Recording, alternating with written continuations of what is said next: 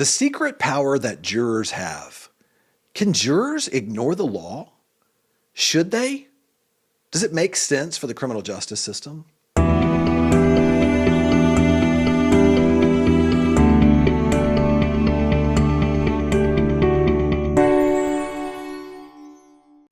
Hi, I'm Jeff Hampton with the Hampton Law Firm.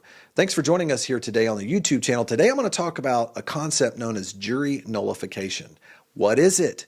Is it something that's ethically and legally allowed to be argued in court in a situation? And so we're going to get into this. Let me first tell you a little bit about this. A question that's been going on since, the founding of our country is, are there situations where a jury should and can ignore the law? And that's really what the concept of jury nullification is. And so let me explain it to you.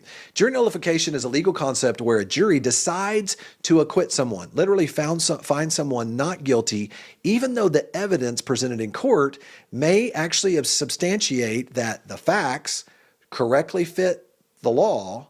And under that definition of the law, that person should be found guilty. Now, let me tell you when this happens. It happens usually when a jury believes that the law itself is unjust, or the jury believes that the law as applied to this person is unfair. And as a result of that, their sense of fairness is so conflicted that they just can't bring themselves to find somebody guilty. And this does happen. It happens all the time. So one of the things we see is it started all the way back into the 1800s. A classic example of this was that juries would refuse to convict people for violating the Fugitive Slave Act because they believed that the law was immoral. They thought it was immoral that someone would be convicted of something like this. And so as a result of that, they would cut somebody loose. Now, a more recent example of this, in fact, you see this in Texas going on, is that an example is that under Texas law, possession of THC oil is still being punished at the same level right now on a felony level as what you'll find for possession of heroin, methamphetamine, cocaine. And so you're literally talking about, oil is heavier than what you'll find for just, seeds and stems and different things like that. And so you could have someone that has no prior criminal history that's staring at a felony. And if it goes to trial, a jury might be finding that person, a nurse, a doctor, a lawyer, an engineer, guilty and making them a convicted felon over THC oil. Right? Now, so think about that for a second. Some jurors will look at that and say, that is so grossly unfair. I don't care if the law says that's fair or not, or that that's what we should do or not. I refuse to do it. So that's an example of when that happens. So how does jury nullification work? Let's talk about that for a minute. How does it work in practice? Well, in a criminal trial, remember what the role of a jury is. The role of a jury in a criminal trial is to determine whether the prosecution has proven its case beyond a reasonable doubt. Never forget that. The burden of proof always rests on the state, whether it's federal or state government. The government must always prove each and every element of the crime beyond a reasonable doubt. So what happens is, if you've ever served on a criminal jury, you know this, that the jury will be instructed by the judge on what the law is. And then the judge will actually tell the jury, you must now apply these facts to that law. And if the prosecution was able to prove that those facts apply to this law, every element of the crime, you must convict the defendant. But if you have a reasonable doubt thereof, you must find him not guilty. Those are basically an abbreviated version of what the judge instructs the jury on. The problem is, what do you do if you're a juror back in the back and you start feeling conflicted? You're back there saying, wait a minute, this law is unjust, it's being unfairly applied. And so you can end up having a group of jurors that'll get together and they'll agree to acquit them, even though the evidence might show that this individual did commit the crime that's on the books in front of them. And here's the reality. The jury's decision can't be overturned by the judge. So the jury actually holds the cards here. They're the ones who can make the ultimate decision on what should happen. Now, let me talk for a few minutes about, people debate this all the time. What are the pros and cons of jury nullification when people choose to do this? Well, number one, jury nullification by itself can be a very powerful tool for correcting and protecting individual rights. So sometimes someone's being improperly targeted or treated and mistreated by the government. The jury has the decision power to come in there and correct that and say, no, we're not going to let this happen. Juries can also use their power to refuse to convict someone who's maybe being prosecuted for a victimless crime they don't think is being treated fairly. They can also do so being punished for political or religious beliefs. So this gives them the power to try to stop an overreach of a government official, right? That's the positive. Well, what are some of the negatives? The negatives is that, and there are some pretty serious drawbacks to this, depending on if it's abused, is that it can encourage vigilantism. It can also undermine the rule of law. And here's the other thing. It can go the opposite way. What if you have somebody who has a defined prejudice against someone, a bias or prejudice that is now being used in a way that swings to the other side, that's inequitable, and that's unfair in that situation?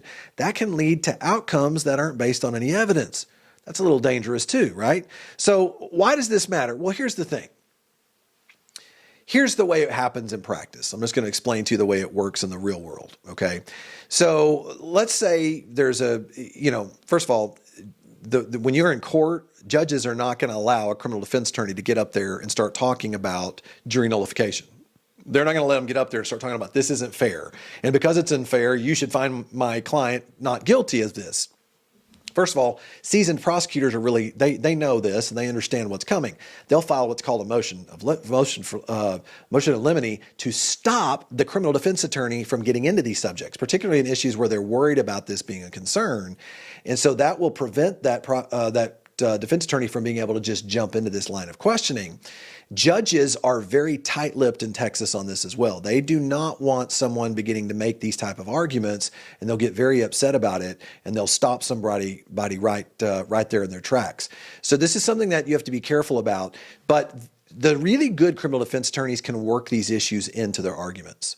They understand, even though they can't be overt about it and they can't jump right into it, they can appeal to the sense of equity and fairness of each juror. And in fact, here's the reality of it. A good defense attorney only needs one juror to be found not to stop a bad verdict.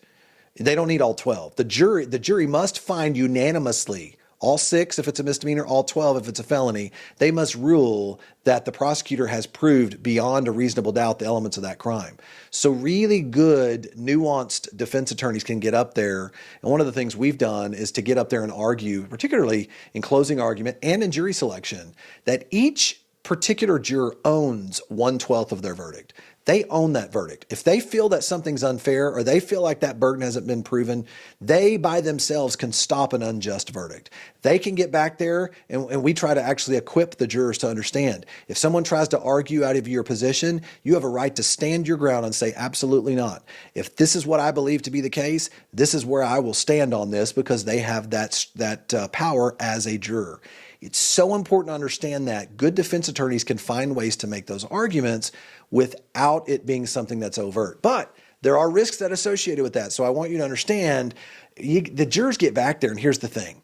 They don't remember what the judge told them. They're not always digging into the charge that's been given to them. What they do is they get back there and they start saying, what's fair? Is this something that's fair? Should it be treated this way? Or maybe we should not find this person guilty because I don't feel like this is right under the circumstances. And many times that's what ends up happening. A jury ends up making decisions depending on the case, particularly victimless cases where maybe there's a government overreach. Some jurors can appropriately make these type of arguments with jury nullification. So I tell you that to understand what people say and what happens back in that jury room are two different things. So listen, I hope this was of some benefit to you. I wanted to walk you through this process, understand how this works in practice, and realize that the jury does have some power, and your criminal defense attorney, if they're smart, knows how to work in some of these elements if it applies in the right type of situation. So I hope this was of some benefit to you. I promised you a free ebook, What to Do If You've Been Charged with a Crime in Texas. Click down into the link below into the description section of the YouTube video, and I'll send that over to you. And I want to thank you again for joining us here today. Subscribe to our YouTube channel. I'll send you more great content just like this. Thanks again.